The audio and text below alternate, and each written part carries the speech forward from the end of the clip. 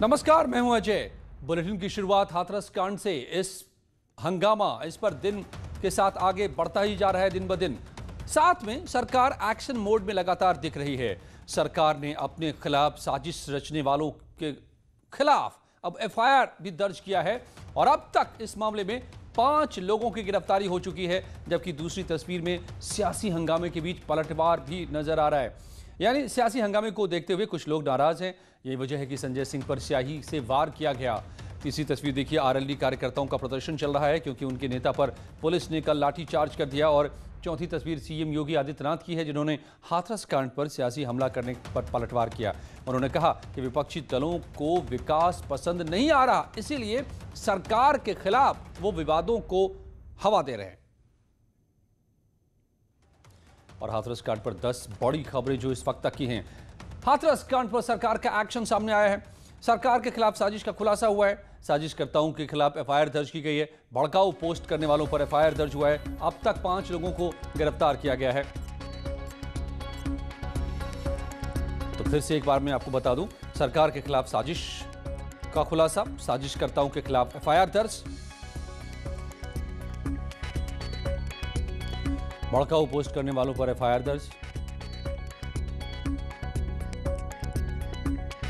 अब तक 5 लोगों को इस सिलसिले में गिरफ्तार किया जा सका है, जिन लोगों ने भड़काऊ पोस्ट डाले, वेबसाइट बनाया, दलित गैर दलित को लड़ाने की कोशिश की। विपक्ष को विकास अच्छा नहीं लग रहा है, ये आरोप सीएम ने लगाया है। साजिश में पीएफआई और एसडीपीआई का नाम सामने आया है। वहीं एसपीएफआई जिसने लखनऊ समेत कई जिलों में आग लगाई थी। और आप सांसद संजय सिंह आज पहुंचे यहां तो स्याही भी उन पर फेंकी गई। स्याही फेंकने वाला दीपक शर्मा हिरासत में। जयंत चौधरी से मारपीट के मामले में प्रदर्शन सामने आया है। तो हाथरस मामले पर सूबे में सियासत जारी है। कांग्रेस, समाजवादी पार्टी और आरएलडी के बाद आम आदमी पार्टी भी आखिर पीड़ित परिवार से मिलने पहुंची। आप सांसद संजय सिंह का स्वागत उनके ऊपर स्याही फेंक कर किया गया। सवर्ण समाज के दीपक शर्मा नाम के एक शख्स ने संजय सिंह पर स्याही फेंक दी, जिसके बाद पुलिस ने उसे गिरफ्तार कर लिया। इस दौरान आप कार्यकर्ताओं ने स्याही फेंकने वाले शख्स की बुरी तरह पिटाई भी की। बताया जा रहा है कि दीपक हाथरस केस पर हो रही सियासत से नाराज था।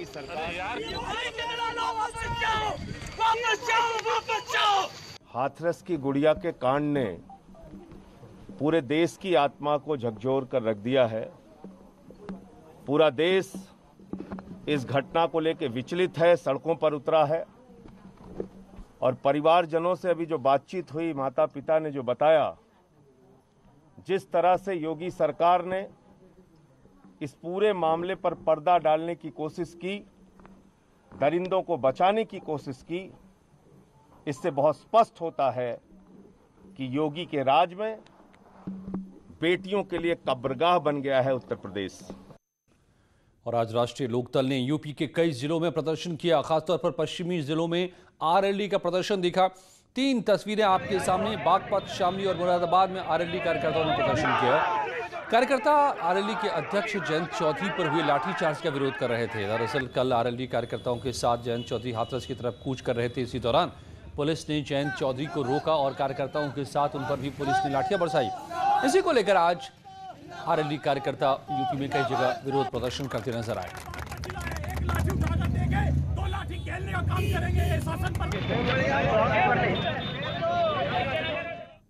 तो जाहिर है हाथरस कांड पर लगातार हंगामा बढ़ता जा रहा है। चेन्नई में भी हाथरस की बेटी को न्याय दिलाने के लिए प्रदर्शन दिखा है, जिसकी तस्वीरें सामने आई है। डीएमके पार्टी के कार्यकर्ताओं ने आज कैंडल मार्च निकाला। तस्वीरों में देखिए कैसे लोगों का हुजूम दिखाई दे रहा है। ஆளுநர் மாளிகை முற்றுகின்ற பேரணி பொய்னர்களா அராஜகம் பிடித்த மோடி ஆட்சியை விரட்டி அடிக்கின்ற இந்த பேரணி எல்லாம் அழகா தூரமா போனீங்கன்னா ரொம்ப லென்த்தா போகும் பாருங்க வந்தோம்னா கொண்டையில பத்திச்சு। तो हाथरस मामले का विरोध, चेन्नई में डीएमके का ये प्रदर्शन, राजनीति जोरों पर उत्तर से लेकर दक्षिण तक।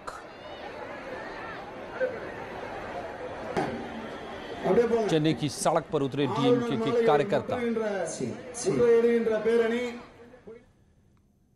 मगर इस सब के बीच जो सबसे बड़ा खुलासा हुआ है वो है हाथरस में बेटी को न्याय दिलाने के बहाने यूपी को जलाने की इंटरनेशनल साजिश रची गई। जांच एजेंसियों ने दावा किया है कि यूपी में बहुसंख्यकों को बांटने के लिए दंगा की ये अंतर्राष्ट्रीय पटकथा लिखी गई।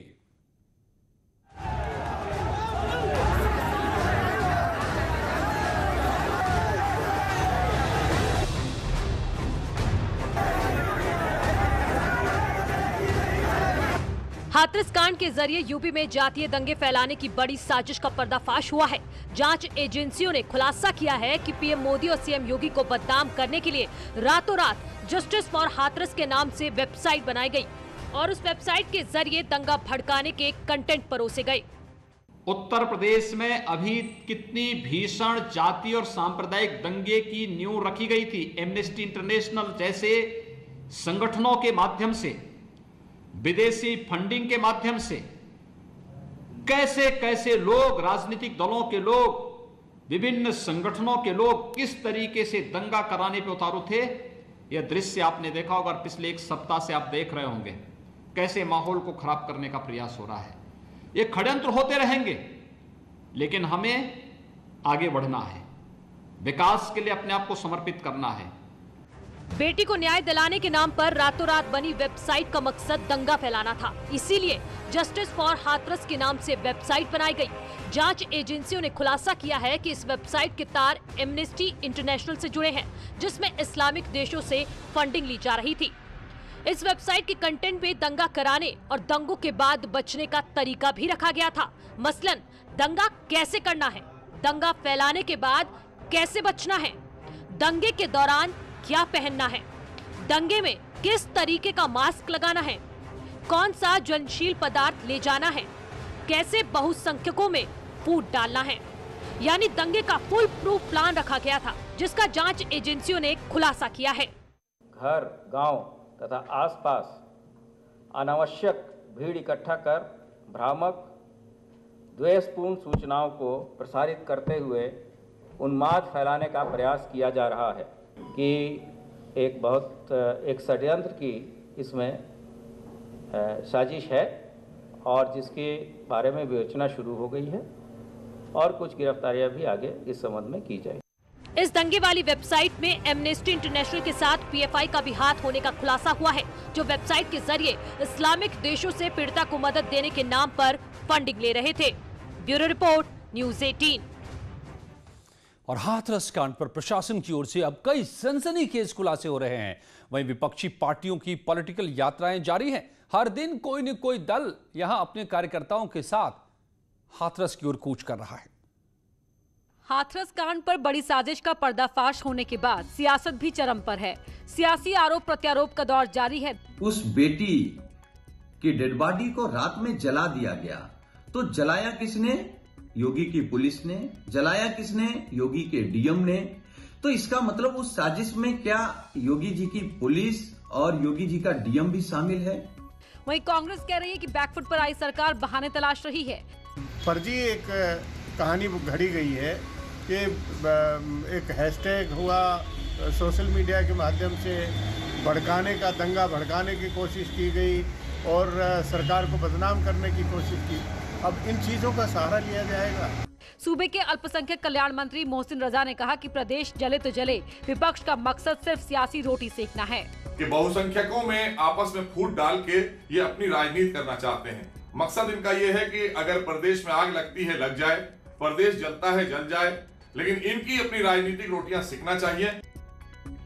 और विपक्ष को चाहिए जर्जर यूपी, इसलिए उसे विकास अच्छा नहीं लग रहा। हाथरस पर उन्होंने कहा कि विपक्ष दंगे चाहता था। उन्होंने ये भी कहा कि नौकरियों से जातिवाद और भ्रष्टाचार खत्म हुआ है। सीएम ने ये बातें बताई, कहा कि 3 साल में 3 लाख नौकरियां दी गई।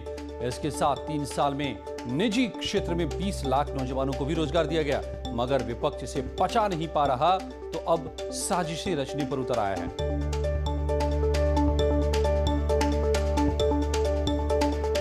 जिस प्रदेश में हर नौकरी जातिवाद की चपेट में आता था, भ्रष्टाचार की चपेट में आता था, 3 वर्षों में 3 लाख से अधिक नौजवानों को नौकरी दे देना और आगामी 1-1.5 वर्ष के दौरान 3 लाख नए नौजवानों को सरकारी नौकरी देने की एक व्यापक कार्ययोजना को आगे बढ़ाने की कार्रवाई जो चल रही है, इन सबको ध्यान में रखते हुए विगत 3 वर्षों के दौरान 20 लाख से अधिक नौजवानों को निजी क्षेत्र में भी रोजगार और नौकरी के साथ जोड़ने का कार्य, 1.5 करोड़ नौजवानों को स्वतः रोजगार और रोजगार के साथ जोड़ने का कार्य, ये जो हुए हैं, कैसे कोई समाज विरोधी तत्व, कैसे कोई राष्ट्रद्रोही तत्व इन सब चीजों को स्वीकार कर सकता है? क्योंकि उन्हें तो जर्जर यूपी चाहिए था, दंगाग्रस्त यूपी चाहिए था, अराजक यूपी चाहिए था। अब उनकी मनसाएं पूरी नहीं हो रही तो षड्यंत्र रचने में लगे हैं। लेकिन मैं आप सबको इस बात के लिए आश्वस्त करता हूं, ये भारतीय जनता पार्टी की सरकार है। सबको सुरक्षा, सबको सम्मान हमारा संकल्प है। लेकिन अगर कोई माहौल बिगाड़ने का कार्य करेगा तो सख्ती के साथ उससे निपटने की भी एक दृढ़ इच्छा शक्ति के साथ हम कार्य करने के लिए पूरी प्रतिबद्धता के साथ कार्य कर रहे हैं। तो ये यूपी को बांटने की कोशिश किसकी थी? ये अंतर्राष्ट्रीय साजिश के पीछे कौन? आज 8 बजे महाबैसिसी पर है, जुड़िए जरूर मेरे साथ। लेकिन इस वक्त खबर आ रही है कानपुर से, बड़ी खबर। सीएए विरोधी दंगों के मामले में बड़ी कार्रवाई की गई है। 2 अभियुक्तों के खिलाफ एनएसए की कार्रवाई हुई है। अकरम और शाबिर पर एनएसए लगाया गया है। इसके तहत कार्रवाई हुई है। बाबूपुरवा में सीएए के विरोध में दंगे हुए थे, जिसमें अकरम और शाबिर ने मुख्य भूमिका निभाई थी और अब इनके खिलाफ एनएसए। श्याम तिवारी हमारे संवाददाता मेरे साथ जुड़े हैं। श्याम, अब क्या पुख्ता सबूत पुलिस को मिले हैं कि अब इसके बाद एनएसए लगाया गया है इनके खिलाफ? ये आपको बता दें कि पिछले साल का मामला है और 20 दिसंबर के दिन सीए और एनआरसी के विरोध में थाना बाबूपुरवा क्षेत्र में लोग प्रदर्शन कर रहे थे। तभी अचानक लोग उग्र हो गए और उन्होंने सड़क को जाम करने के बाद पुलिस के ऊपर पथराव करना शुरू कर दिया। पुलिस के ऊपर फायरिंग की गई और जवाबी फायरिंग में कई लोग घायल भी हुए और 3 से अधिक लोगों की मौत भी हो गई थी। इस पूरे मामले में जब पुलिस ने तफ्तीश शुरू की तो कई लोगों के नाम सामने आए जिन्होंने दंगे को भड़काने का काम किया था और एक्टिव रूप से वहां पर पथराव और फायरिंग करने का काम किया था। इन्हीं में ये दोनों अकरम और शाबिर भी शामिल हैं, जिनको की गिरफ्तार करके जेल भेजा जा चुका है। इसके बाद पुलिस ने इनके ऊपर रासुका लगाने का काम किया है। जी अजय। तो श्याम तिवारी हमें बता रहे हैं कि किस तरीके से साफ तौर पे पाया गया है पुलिस पड़ताल में कि इन्होंने दंगे को भड़काया और इसीलिए एनएसए कुछ इसी तर्ज पर हाथरस कांड को लेकर दंगे भड़काने की, जातीय हिंसा को भड़काने की इंटरनेशनल कोशिशें शुरू हो गई थी। कौन इसके पीछे? आज महाबैसिसी पर है। सीएम योगी ने शहीद शैलेंद्र को श्रद्धांजलि दी है। ट्वीट पर सीएम ने परिजनों को 50 लाख की मदद देने की घोषणा की है। शहीद के परिवार के एक सदस्य को नौकरी मिलेगी। इसके साथ ही शहीद शैलेंद्र के नाम पर एक सड़क की भी घोषणा की गई है। जम्मू एंड कश्मीर पर आतंकी हमले में शहीद हुए शैलेंद्र सिंह सीआरपीएफ में तैनात थे। रायबरेली के रहने वाले हैं शैलेंद्र सिंह।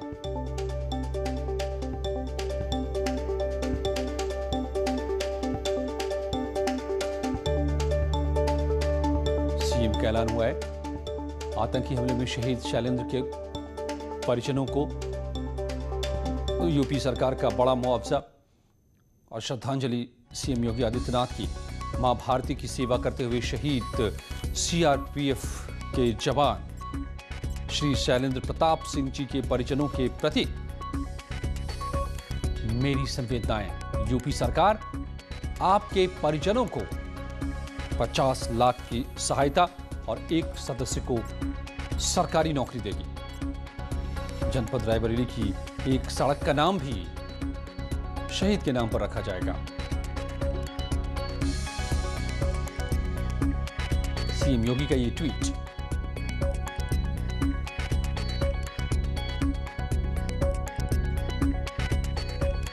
अनलॉक 5 में यूपी सरकार के राजस्व में बढ़ोतरी हुई है, जो इस बात पर मुहर लगाता है कि सीएम योगी ने लॉकडाउन के दौरान भी आर्थिक विकास का पहिया थमने नहीं दिया, बल्कि सरकार का खजाना इस दौरान भी लगातार भरा है। यूपी सरकार में वित्त मंत्री सुरेश खन्ना ने बताया है कि पिछले साल के मुकाबले सितंबर 2020 में 890 करोड़ रुपए से ज्यादा राजस्व में वृद्धि हुई है।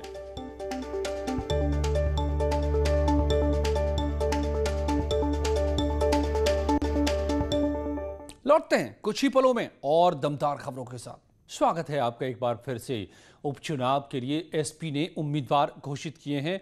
नौगांव सादात सीट से सैयद जावेद अब्बास मैदान में उतारे गए हैं। टुंडला से महाराज सिंह धनगर को टिकट मिला है। घाटमपुर से इंद्रजीत कोरी उम्मीदवार होंगे समाजवादी पार्टी के और मल्हानी से लकी यादव एसपी के टिकट पर चुनाव लड़ेंगे।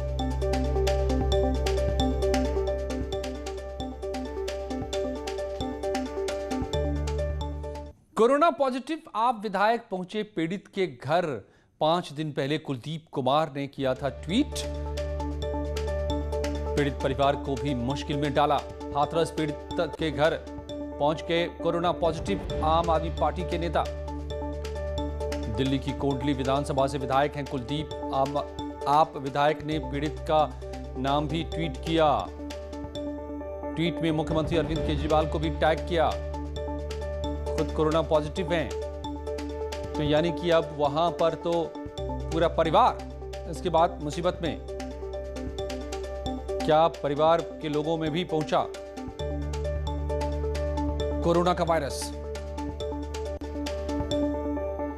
और मुख्तार अंसारी गैंग पर पुलिस ने बड़ी कार्रवाई की है। गाजीपुर पुलिस ने मुख्तार की पत्नी आफसा बेगम और उसके 2 भाइयों पर 25-25 हजार का इनाम घोषित किया है। बड़ी खबर बता रहे हैं आपको। आफसा बेगम और उसके भाई सरजील रजा और अनवर शहजाद पर कई केस दर्ज हैं। तीनों गैंगस्टर समेत कई मामलों में वांछित भी हैं।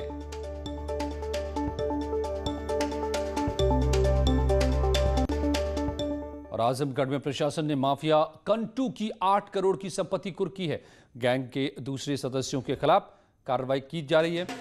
जीएनपुर कोतवाली इलाके के छपरा सुल्तानपुर गांव के रहने वाले माफिया ध्रुव कुमार सिंह उर्फ कुंटू D11 गैंग का संचालक था। सकरी के पूर्व विधायक सर्वेश सिंह सीफू की हत्या सहित 50 से ज्यादा संगीन अपराध इसके खिलाफ दर्ज हैं। कुंटू सिंह लंबे वक्त से जेल में बंद है।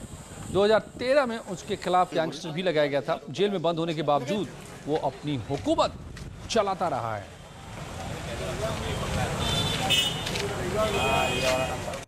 और आग की अब 2 तस्वीरें। पहली तस्वीर कानपुर की है, जहां पर विठूर थाना इलाके के मंदना में बनी पेंट फैक्ट्री में आग लग गई। 7 गाड़ियों ने 5 घंटे की कड़ी मशक्कत के बाद आग पर काबू पाया। आग में लाखों का नुकसान होने की खबर है। दूसरी तस्वीर का से बात की है, यहाँ पर झुग्गियों में आग लग गई। एक बच्ची की इसमें दर्दनाक मौत हो गई। झुग्गियाँ सिहानी के थाना इलाके के सिहानी गांव के पास बसी हुई है। आग पर काबू पाने का काम चल रहा है।